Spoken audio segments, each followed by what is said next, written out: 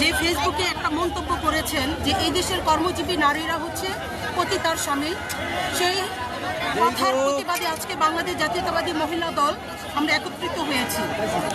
আমি মনে করি এখানে শুধু বাংলাদেশ জাতীয়তাবাদী মহিলা দলের প্রতিবাদ না, এই প্রতিবাদ হচ্ছে সারা বাংলাদেশের নারীদের প্রতিবাদ। কারণ উনি একজন ইসলামিক নেতা হয়ে যে নারী